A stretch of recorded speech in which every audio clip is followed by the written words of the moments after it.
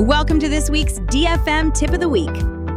Brought to you by RapidCNCParts.com, where we make custom parts fast, affordable, and built for real-world manufacturing. In this series, each week we'll share fast, actionable tips to help you design CNC parts that quote instantly, machine cleanly, and ship fast. Whether you're designing in Fusion 360, SolidWorks, or OnShape, these tips will save you time and money. Let's get into this week's next tip. Chamfers. Designing a custom part to have machined? Chamfers can be your best friend or your biggest headache.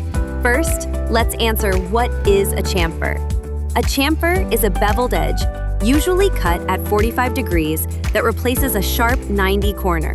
So when should you use a chamfer? Use chamfers on external corners to improve appearance, remove burrs, and make the part easier to handle. And conversely, when should you not use a chamfer? Don't put chamfers at the bottom of deep pockets. Most tools can't reach them, which leads to longer machining time or higher costs and issues with getting a smooth quote. So what to do instead of a chamfer then? Instead, leave the edge square or add a small fillet if your design calls for edge relief. But keep in mind, if that chamfer or fillet is next to a vertical wall or shelf, your chamfer or ball end mill might not be able to reach it without special tooling or 5-axis machining. That's because the tool's diameter limits how close it can get to vertical geometry. When in doubt, design parts for tool access and always ask, is this chamfer functional or just cosmetic? That's all for this week's tip.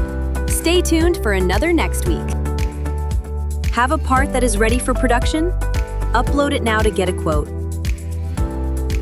Thanks for listening. Subscribe to our YouTube, TikTok, and Instagram channels for our next tip and future updates.